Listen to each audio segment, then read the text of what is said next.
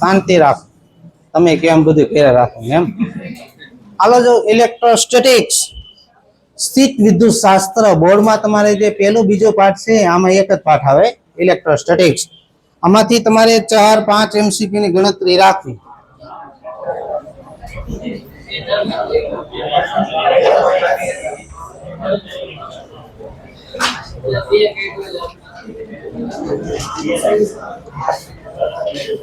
હાલો પહેલો જોઈએ આપણે વિદ્યુતભાર વિશે.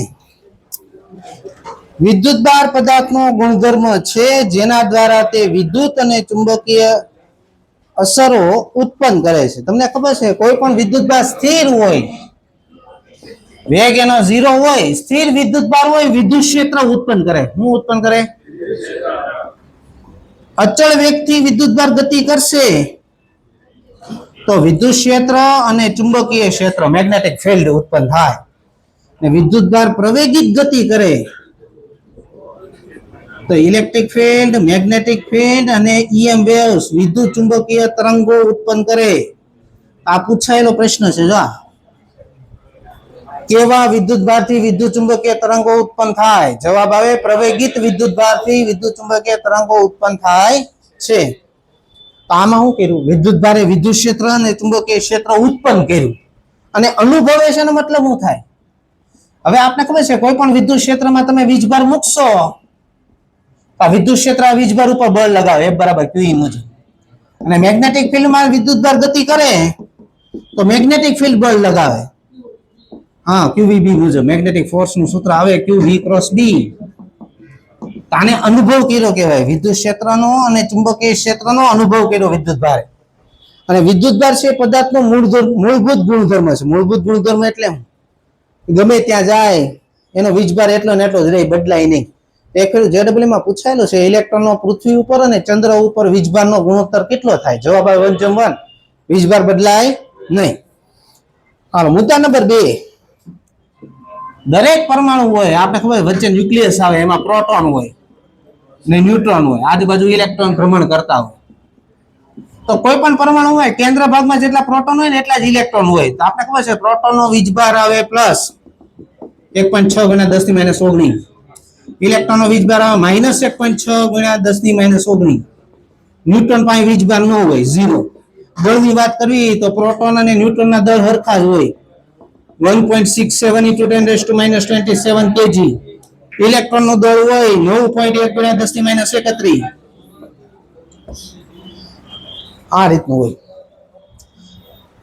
હવે 2 પ્રોટોન હોય, 2 ઇલેક્ટ્રોન હોય તો આના પ્લસ ને આના માઇનસ કેન્સલ થઈ જાય, પરિણામે વીજભાર કેવો 0 થઈ જાય.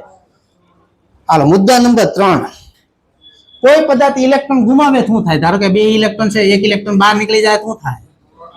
પ્રોટોન 2 છે ને ઇલેક્ટ્રોન 1 જ રહ્યો તો પ્લસ માઇનસ ઉડી જાય, પ્લસ વધશે ને તો ઇલેક્ટ્રોન ગુમાવવાથી પદાર્થ કેવો બને? ધન વિદ્યુત ભારિત. હવે ઇલેક્ટ્રોન ગયું છે મતલબ આટલું દળ ઓછું થઈ ગયું પરમાણુમાં, તો દળ શું થાય? ઘટે. ધન વિદ્યુત ભારિત વસ્તુ દળ ન્યુટ્રલ વસ્તુ કરતા ઓછું હોય. હાલો ઇલેક્ટ્રોન મેળવે તો શું થાય? 1 ઇલેક્ટ્રોન અંદર આવ્યો તો શું થાય? 3 ઇલેક્ટ્રોન થયા અને 2 પ્રોટોન છે, ઋણ વિદ્યુત ભારિત થઈ જાય. ઇલેક્ટ્રોન અંદર આવ્યો મતલબ આટલું દળ અંદર આવ્યું એટલે દળ વધશે. ઋણ વિદ્યુત ભારિત વસ્તુનું દળ ન્યુટ્રલ વસ્તુ કરતા કેવું હોય? વધારે. તમને જો 3 આકૃતિ આપી છે, વચ્ચેનો બ્લોક છે એ ન્યુટ્રલ છે, તેનું દળ કેટલું લખ્યું છે? m. ધન વિદ્યુત ભારિત વસ્તુનું દળ, ધન વિદ્યુત ભારિત ક્યારે થયું? ઇલેક્ટ્રોન ગુમાવ્યું હોય તો દળ બહાર ગયું એટલે ઘટ્યું. ને ઋણ વિદ્યુત ભારિત વસ્તુ ક્યારે થઈ? ઇલેક્ટ્રોન અંદર આવ્યો હોય અંદર ઇલેક્ટ્રોન આવે, દળ અંદર આવ્યું એટલે વધે. હાલો મુદ્દા નંબર 4. સમાન વિદ્યુતભાર વચ્ચે અપાકર્ષણ અને અસમાન વિદ્યુતભાર વચ્ચે આકર્ષણ થાય છે. મુદ્દા નંબર 5. એકમ અને પારિમાણિક સૂત્ર. તો આપણે આવું સૂત્ર તમે આગળના પાઠમાં આવે છે, Q = IT. આ વિદ્યુત પ્રવાહનો એકમ એમ્પિયર થાય અને સમયનો એકમ સેકન્ડ થાય, એમ્પિયર × સેકન્ડ, જેને આપણે કુલમ તરીકે ઓળખીએ. પારિમાણિક સૂત્રની વાત કરીએ તો A1 અને T1, સમયનું T1, પ્રવાહનું એમ્પિયરનું A1. હાલો વિદ્યુતભારનો CGS એકમ 2 ભાગમાં વિભાજિત કર્યા છે. ESU એકમ ઇલેક્ટ્રોસ્ટેટિક્સ યુનિટ અને ઇલેક્ટ્રોમેગ્નેટિક યુનિટ EMU એકમ. રેડી? ESU એકમ બનાવો તો આગળ તમે સ્ટેટ મૂકી દેવાનું ને EMU એકમ બનાવો તો આગળ AB મૂકી દેવાનું. ધારો કે વિદ્યુતભારનો તમારે ESU એકમ બનાવવો છે તેને બોલાય સ્ટેટ કુલમ, પ્રવાહનો બનાવો તો સ્ટેટ એમ્પિયર, વોલ્ટેજ બનાવો સ્ટેટ વોલ્ટ, એવી રીતના. આનો બનાવો તો AB coulomb, AB ampere, AB volt, ત્રણેય વચ્ચેનો સંબંધ 1 કુલમ બરાબર થાય 3 × 10⁹ સ્ટેટ કુલમ અને 1/10 AB કુલમ. આ ત્રણેય એકમો વચ્ચેનો સંબંધ. હાલો, આ કયો એકમ છે? ESU. આ કયો એકમ છે? EMU. આને આપણે જાવતી છેદમાં તો આ 10 આ બાજુ આવશે.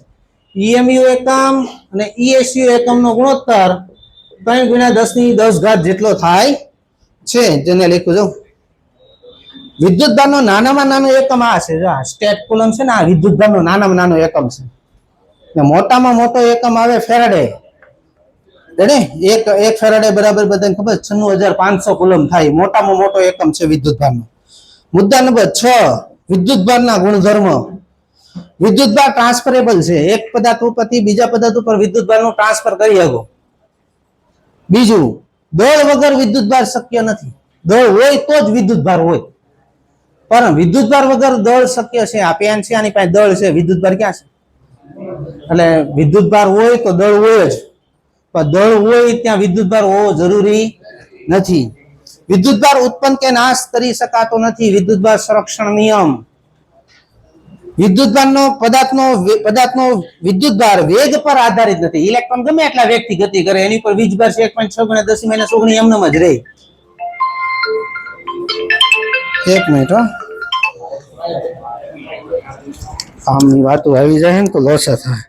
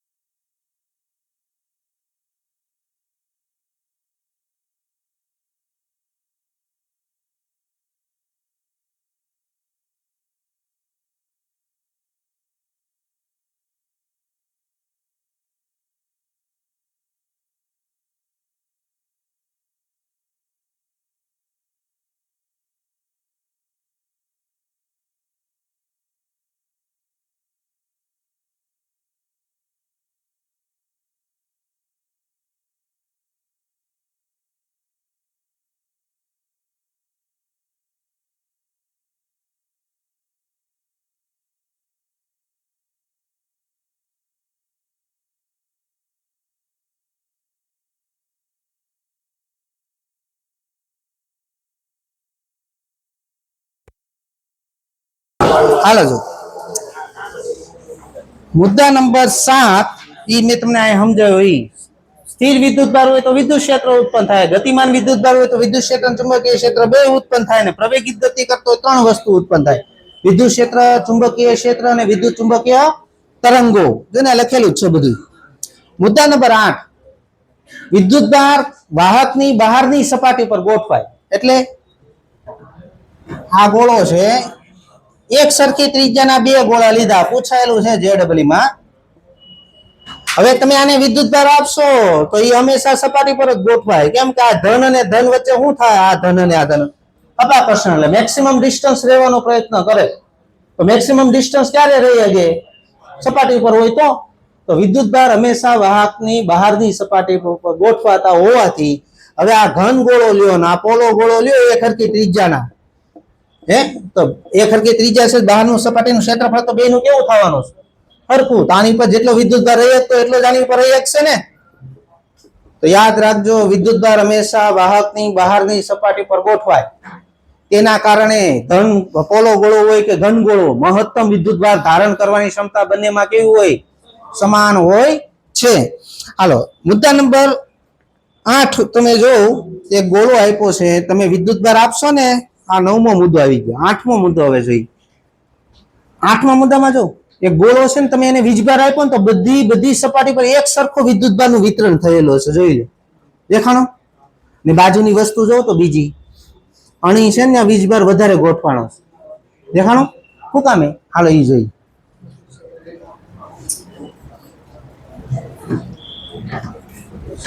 વિદ્યુત ભાર ત્રિજ્યાના વ્યસ્ત પ્રમાણમાં ગોઠવાય ધાતુ ઉપર. હાલો હું કામે આવું થાય છે બધું સમજાવું છું, ધ્યાન રાખે બધા.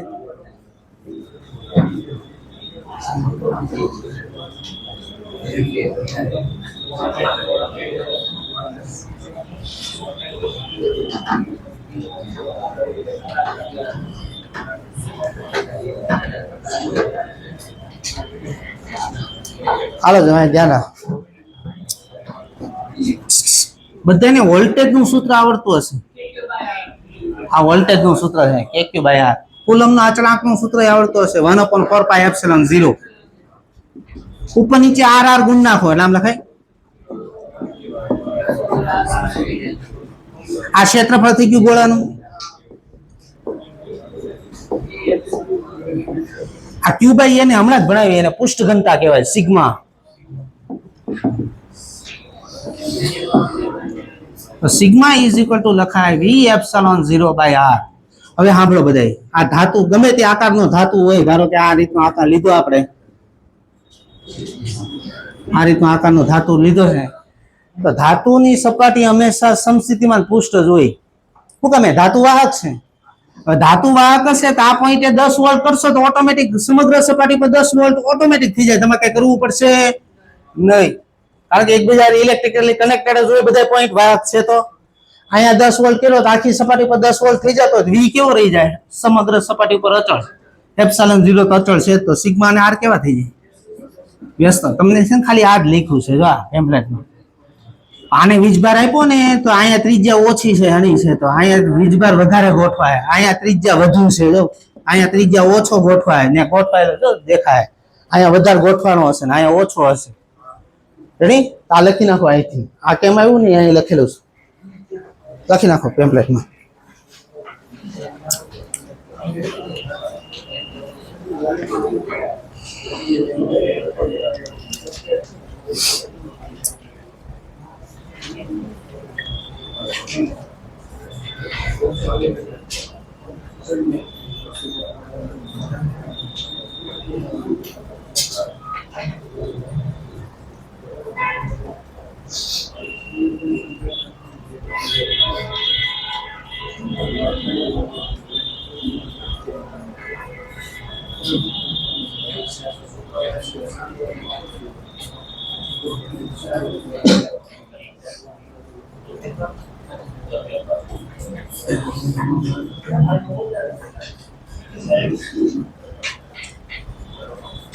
બોલો ને પેપર નો. હા એ ગોઠવી 17 તારીખ. 17 તારીખ નું કેમ તમે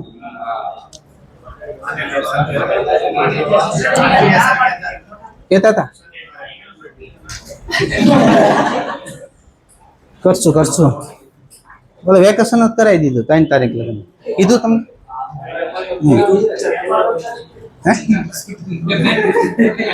હાલો પેલા આટલું ભણી લેવી પછી વાતો કરવી. આ ધ્યાન રાખો બધા. 10મો મુદ્દો આવ્યો, વિદ્યુત ભારનું વિતરણ. 3 વિતરણ આવે. આ એ લંબાઈનો તાર છે, આ તાર ઉપર કયું વિદ્યુત ભાર વિતરિત થયેલો તો એકમ લંબાઈ દીઠ કેટલો વિદ્યુત ભાર કહેવાય એને? આને બોલે રેખીય ઘનતા. લેમડા વડે આનું એકમ થાય કુલમ પર મીટર, પારિમાણિક સૂત્ર થાય A1 T1, આનું આ ઉપર જાય તો L-1.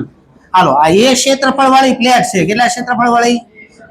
આની પર Q જેટલો વિદ્યુતભાર પથરાયેલો હોય તો એકમ ક્ષેત્રફળ દીઠ કેટલો વિદ્યુતભાર થાય? આને બોલાય પૃષ્ઠ વિદ્યુતભાર ઘનતા. સિગ્મા વડે દર્શાવે. એકમ થાય કુલમ પર મીટર સ્ક્વેર, પારિમાણિક સૂત્ર થાય એનું A1 T1 L-2. આ V કદનો ગોળો છે. આમાં વિદ્યુતભાર Q જેટલો પથરાયેલો છે તો એકમ કદ દીઠ કેટલો વિદ્યુતભાર લેખાય? આને બોલાય કદ વિદ્યુતભાર ઘનતા ρ.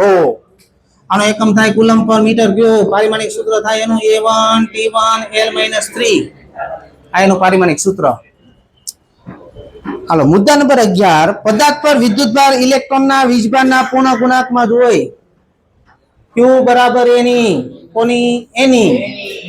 n હંમેશા પૂર્ણાંક સંખ્યા જ હોય. ઇલેક્ટ્રોનનું ટ્રાન્સફર કરી શકો પણ પૂર્ણાંક સંખ્યામાં કરી શકો. 5 ઇલેક્ટ્રોન, 50 ઇલેક્ટ્રોન, 100 ઇલેક્ટ્રોન, ક્યારે 1.5 ઇલેક્ટ્રોન, 2.5 ઇલેક્ટ્રોન એવા ટ્રાન્સફર થાય નહીં. મુદ્દા નંબર 12. પ્રોટોન અને ન્યુટ્રોન પણ ક્વાર્ક નામના કણોના બનેલા છે. 2 પ્રકારના, ટોટલ 6 પ્રકારના ક્વાર્ક આવે. અપ, ડાઉન, સ્ટ્રેન્જ, સ્ટાર્મ, બોટમ અને ટોપ. એમ તમારે ખાલી 2 જ યાદ રાખવાના છે. ક્વાર્ક 2 પ્રકારના આવે.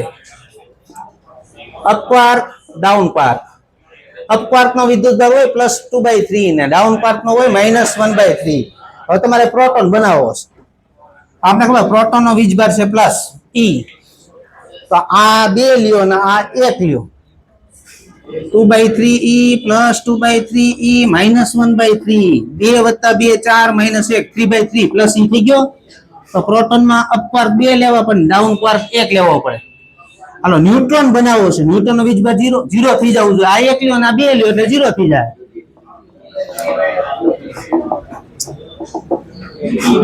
2 - 1 - 1 0.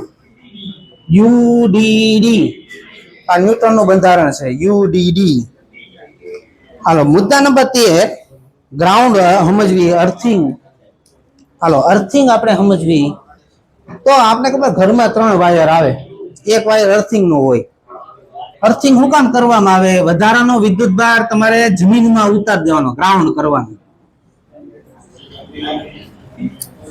હાલો હવે ધન વિદ્યુતભારિત વસ્તુને ગ્રાઉન્ડ કરો તો શું થાય? ઋણ વિદ્યુતભારિત વસ્તુને ગ્રાઉન્ડ કરો તો શું થાય જોઈએ. આ ધારો કે કોઈ ધન વિદ્યુતભારિત વસ્તુ છે, આને ગ્રાઉન્ડ કરું તો શું થાય? આ ઋણ વિદ્યુતભારિત વસ્તુ છે, આને ગ્રાઉન્ડ કરું તો શું થાય? હાલા ધ્યાન રાખજો. ગ્રાઉન્ડ કરો એટલે જમીન હારે જોડવું. જમીન હારે જોડવું ને પૃથ્વીનો વોલ્ટેજ હોય 0 એટલે એ વસ્તુનો વોલ્ટેજ એ કરવો પડે 0. કારણ કે કોઈ પણ વસ્તુ કનેક્ટ થાય ને એટલે વોલ્ટેજ બેને હરખા થઈ જાય. હાલો તો પૃથ્વીનો વોલ્ટેજ 0 હુકમ લે છે પેલા જોઈ લઈ. Q બરાબર CV આવું સૂત્ર આવશે તમારે C. તો V બરાબર લખાય Q/C. પૃથ્વીનું કેપેસિટન્સ ઇન્ફિનિટી લેવામાં આવે. કારણ કે જેટલો વીજભાર આપો પૃથ્વી બધું શોષણ કરી લે છે. એટલે એનો કેપેસિટન્સ ઇન્ફિનિટી લઈ લો. આ ઇન્ફિનિટી લઈ લો તો શું થઈ જાય? એટલે પૃથ્વીનો વોલ્ટેજ 0 લે. પૃથ્વીનો 0 તેની હારે વસ્તુ જોડો એનો વોલ્ટેજ એ કેવો? 0. તો આને મેં પૃથ્વી હારે જોડ્યું તો આનો વોલ્ટેજ 0 કરવો પડે. અહીં જેટલા ધન વીજભાર છે ને એટલા ઇલેક્ટ્રોન અહીંયા આવશે. 4 છે ને ધન, તો 4 ઇલેક્ટ્રોન આવી જાય આની ઉપર એટલે શું થઈ જાય? વીજભાર 0 થઈ જાય. આને ગ્રાઉન્ડ કર્યો તો આમાં જેટલા ઇલેક્ટ્રોન છે બધા પૃથ્વી જતા રહે.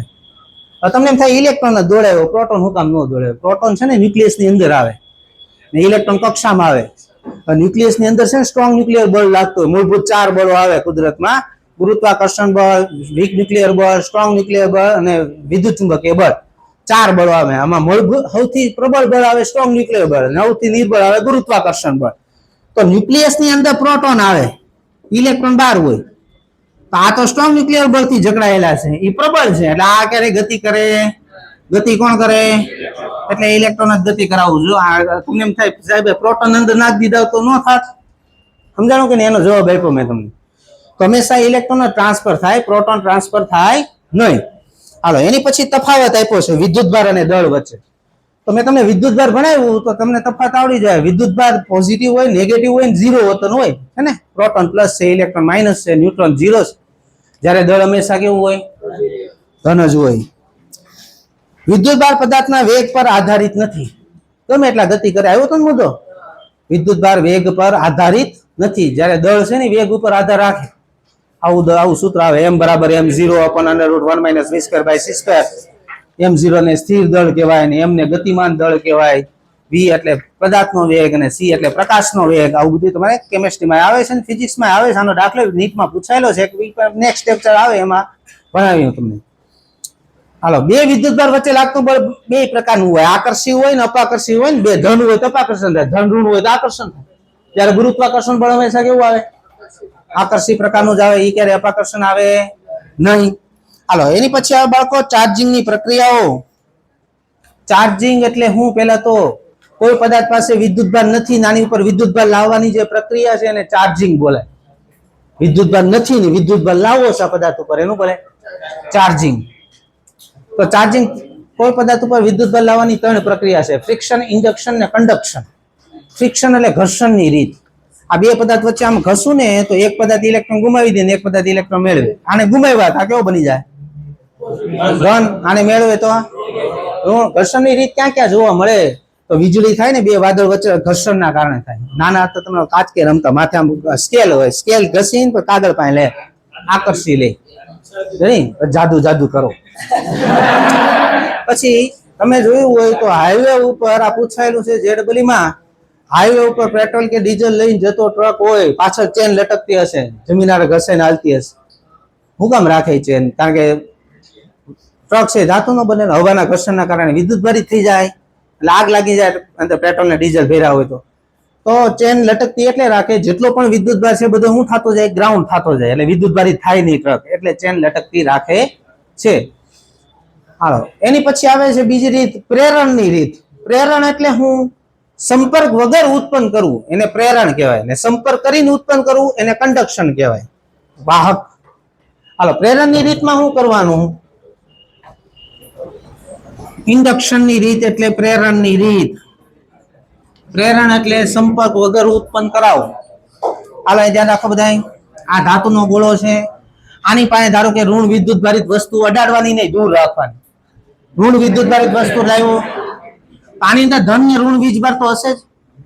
તો ધન આની ઉપર આકર્ષે ને આ બાજુ આવી જાય, ધન ને ઋણ આકર્ષે ને આ બાજુ ને ઋણ આ બાજુ આવી જાય અપાકર્ષણના કારણે. હવે આને ગ્રાઉન્ડ કરો તો હમણાં જ મેં તમને ભણાવ્યું. આ બધા ઇલેક્ટ્રોન જાય પૃથ્વીમાં જતા રહે તો વિધો હું આની પર? આ પદાર્થ હટાઈ લ્યો એટલે આ વીજભાર શું થાય? આખા પદાર્થ ઉપર ફેલાઈ જાય. તો થઈ ગયો વિદ્યુતભારિત થઈ ગયો ગોળો. પેલા તો નહીં. આને ક્યાં અડાડ્યું? આને અડાડ્યા વગર ઉત્પન્ન કરવું એને બોલાય પ્રેરણ. તો આની પર કેટલો વીજભાર ઉત્પન્ન થાય? ધારો કે આની ઉપર કેવું વીજભાર ઉત્પન્ન થાય? આનો ડાઇલેક્ટ્રિક અચળાંક K છે, તો આની ઉપર વીજભાર ઉત્પન્ન થાય -Q1 - 1/K જેટલો વીજભાર આમાં ઉત્પન્ન થાય. ધારો કે તમને આવો દાખલો પૂછવાનો કે આની ઉપર -5 કુલમ વીજભાર છે, આનો ડાઇલેક્ટ્રિક અચળાંક 2 છે, તો આમાં કેટલો વીજભાર ઉત્પન્ન? આમાં મૂકી દેવાનો -5 એટલે 5, 1 - 1 એટલે 1/2, 2.5 આમાં વીજભાર ઉત્પન્ન થાય. જો આ ઋણ છે ને તો આ ધન આમાં ઉત્પન્ન થાય તો ને, આ ધન વસ્તુ હોત તો અહીં ઋણ વિરુદ્ધ પ્રકારનો વીજભાર ઉત્પન્ન થાય. હાલો, કંડક્શનની રીત એટલે હું? ત્રીજી રીત. આનો દાખલો તમારે હતો નીટમાં, તમે દીધી ને, એમાં 3F/8 જવાબ એનો ટેમ્પલેટમાં છે દાખલો. હાલો, ત્યારે આ બે એક સરખી ત્રિજ્યાના ગોળા હોવા જોઈએ તો જ આ રીત વાપરવાની. પહેલા તો કન્ડિશન આની પર ધારો કે Q વીજભાર છે ને આની પર વીજભાર નથી, પેલા તો આ બે વીજભારનો સરવાળો કરવાનો, એટલે Q થઈ ગયો તો બે ને અડધો અડધો આપી દેવાનો, Q/2 વિદ્યુતભાર થઈ જાય. હાલો, તમને પૂછું પ્રશ્ન, આની ઉપર Q/2 વીજભાર છે ને આની ઉપર ધારો કે -Q વીજભાર છે, તો હું બે ને અડાડું કેટલો વીજભાર થાય? પેલા બેન સરવાળો -Q/2 થાય, પછી અડધો અડધો આપી દેવાનો, -Q/4 -Q/4 એમ. પેલા બે નો સરવાળો કરવાનો, જે આવે કિંમત બે ને અડધી અડધી આપી દેવાની. આવું કરવાનું આવડશે? આવું કરવાનું ક્યારે? ત્રિજ્યા સરખી હોય તો. ત્રિજ્યા અલગ અલગ હોય તો એની થિયરી આખી બદલાઈ જાય. એ આવશે તમારે આગળ થિયરી. ત્રિજ્યા સમાન હોય તો આવું કરવું. હાલો, એની પછી આવે છે બાળકો ઇલેક્ટ્રોસ્કોપ. શું આવે છે? ઇલેક્ટ્રોસ્કોપ. વિદ્યુતભાર, પદાર્થ પર વિદ્યુતભાર છે કે નહીં તે પારખવા માટેનું સાધન, જેને ઇલેક્ટ્રોસ્કોપ કહેવામાં આવે છે. પદાર્થમાં વિદ્યુતભાર છે કે નહીં પારખવા માટેના સાધન શું બોલાય? ઇલેક્ટ્રોસ્કોપ. હાલો, એની પછી આવે છે કુલમનો નિયમ.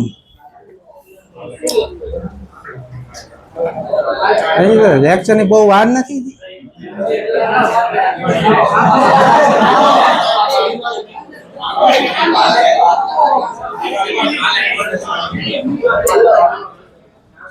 હાલો જો કુલમ નો નિયમ આપણે જોઈ બસ આટલે વિદ્યુત ક્ષેત્ર સુધી ભણાવું બધાને કુલમ નો નિયમ આવડતો હશે બે વીજભાર વચ્ચે લાગતું કુલંબીય બળ બે વીજભારના ગુણાકારના સપ્રમાણમાં અંતરના વર્ગના વ્યસ્ત પ્રમાણમાં હોય છે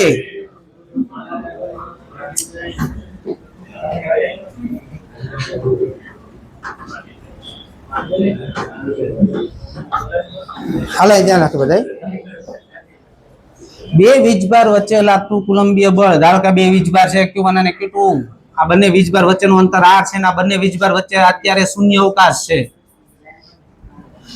આ બંને વચ્ચે લાગતું બળ બંને વીજભારના ગુણાકારના સપ્રમાણમાં અંતરના વર્ગના આ સપ્રમાણતા કાઢવા માટે અચળાંક જેને બોલાય કુલમનો અચળાંક એની કિંમત છે 9 × 10⁹ એકમ શું થાય આનો આ ન્યૂટન આ બાદ મીટર સ્ક્વેર આ કુલમ સ્ક્વેર છેદમાં newton into metre square upon પારિમાણિક સૂત્ર બનાવી બળનું તો આવડે બધાને આનું L2 આનું A1 T1 એનો વર્ગ A2 T2 M1 L3 આ ઉપર જાય T-4 આ ઉપર જાય K-2 આ કોલમના અચળાંકનું પારિમાણિક સૂત્ર કેનું સૂત્ર બધાને આવડતું હશે કે એટલે થાય 1/4πε0 આને બોલાય શૂન્ય અવકાશની પરમિટિવિટી એની કિંમત હોય 8.85 × 10⁻12 એકમ શું થાય આનો આમ જાય તો આ છેદમાં આવે આની કરતા ઊંધો એકમ coulomb square newton into metre square પારિમાણિક સૂત્રનું ઊંધું કરી નાખવાનું m-1 l-3 t⁴ a⁴2 આ પારિમાણિક સૂત્ર ε0 નું હવે આ બે વિદ્યુતભાર વચ્ચે શૂન્ય અવકાશ છે તો શૂન્ય અવકાશની પરમિટિવિટી લીધી છે હવે ધારો કે માધ્યમ ભરી દો તો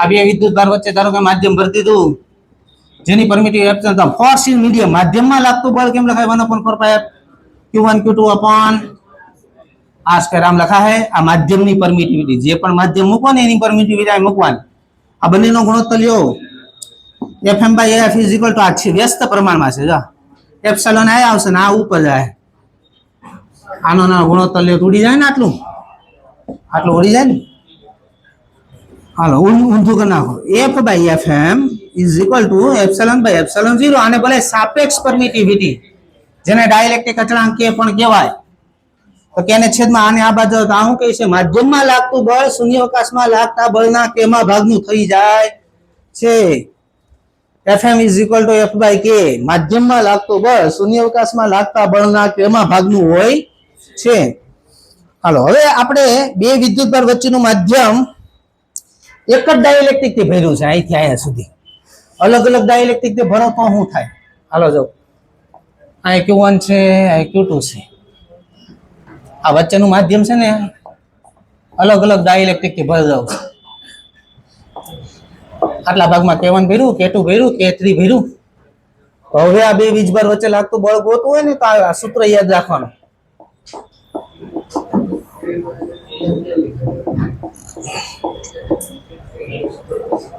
આ સૂત્ર છે બે વીજભાર વચ્ચે અલગ અલગ જાડાઈને અલગ અલગ માધ્યમ ભરી દો તો બે વીજભાર વચ્ચે લાગતું બળનું સૂત્ર અહીં રહ્યું હાલો આવો દાખલો પૂછાય શું કરવાનું આ બે વીજભાર છે Q1 અને Q2 આ બંને વીજભાર વચ્ચે r અંતર છે કેટલું હા હવે તમને કે આમાં મેં એક ડાઇલેક્ટ્રિક મૂકી દીધું જેની જાડાઈ t છે ને ડાઇલેક્ટ્રિક અચળાંક k છે તો આ બે વચ્ચે લાગતું બળ કેટલું થાય આ સૂત્રનો ઉપયોગ કરવાનો જાણો હાલો આ ધ્યાન રાખો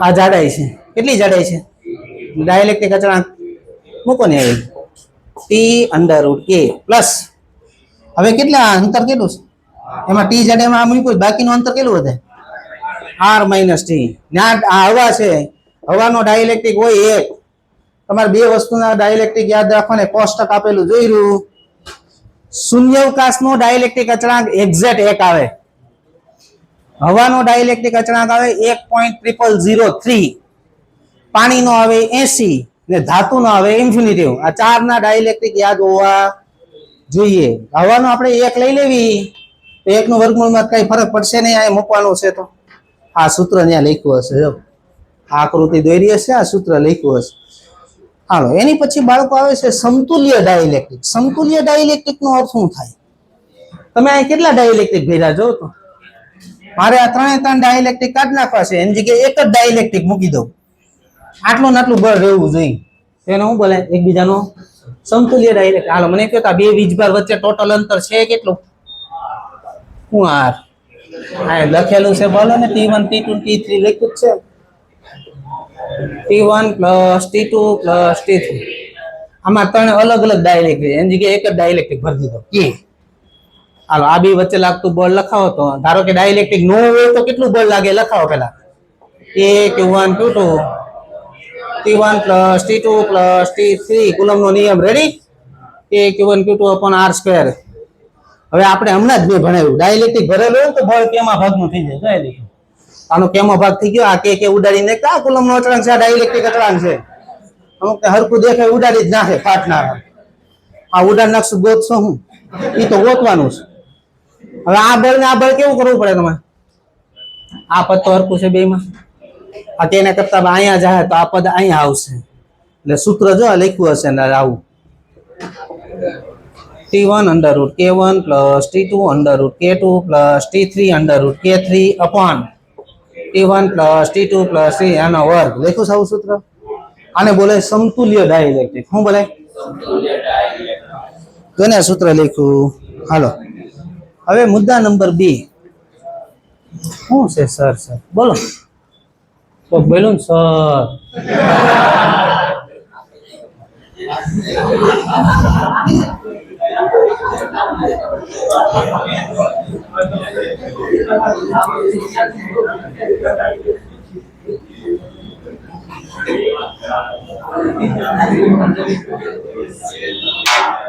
હવે ધ્યાન રાખ બાળકો,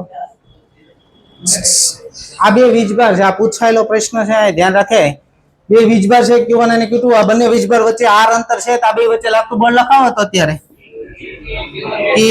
Q1 Q2 upon r square આટલું બળ લાગે. આ બંને વીજભાર વચ્ચે હું માધ્યમ ભૂકી દઉં, ભર દઉં છું. માધ્યમ ભરી દીધું આની બેન વચ્ચે કે ડાયલેક્ટ્રિક. તો આટલું બળ તો નહીં લાગે ને. આનું કેમાં ભાગનું થઈ જાય બળ થઈ જાય ને. અમારે પાછું આટલું ને આટલું બળ કરવું હોય શું કરવું પડે વિચારો? અંતર ઘટાડવું પડે. અંતર ઘટાડશો ને તો બળ વધી જાય પાછું. આ બે વીજભાર માધ્યમ અંદર મૂકેલો છે તો અંતર નજીક નજીક મૂકવા પડે માધ્યમમાં. આમાં કે ડાયલેક્ટ્રિક ભરેલું છે. હવે આ બે વચ્ચે બળ લગાવો. ધારો કે નવું અંતર r ડેશ છે તો આ બે વચ્ચે બળ કેમ લાગે? Q1 Q2 upon r dash square આટલું લાગે. શૂન્ય અવકાશ હોય તો આ લાગે. આ તો માધ્યમ ભરેલું છે. કેમાં ભાગનો થઈ જાય. આમે પાછું ધ્યાન રાખજો કે ઉડાડતા નહીં. આ અને આવડી ગયું, આ બાજુ આવ્યું. r dash square is equal to r square by k. r dash is equal to r by root k. ત્યાં ભૂલમાંથી છે ને r રૂટ k થઈ ગયું. વચ્ચે લીટો કરી નાખ્યા. r બાય રૂટ k આવે.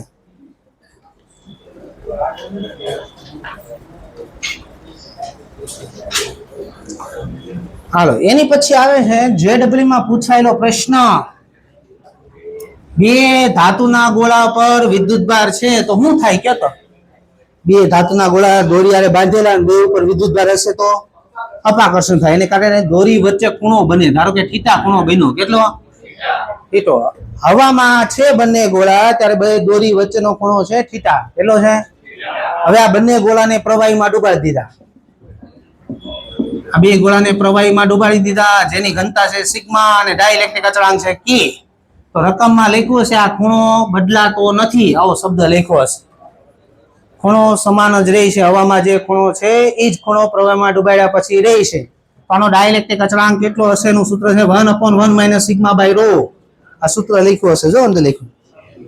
આમાં કિંમત મૂકી દો નહીં. પ્રવાહીની ઘનતા સિગ્મા, ગોળાની ઘનતા રો. કિંમત આપી જશે દાખલામાં. મૂકી દો. એટલે જો ભાઈ પૂછાયેલો દાખલો JEE માં બે જવાબ આવતો.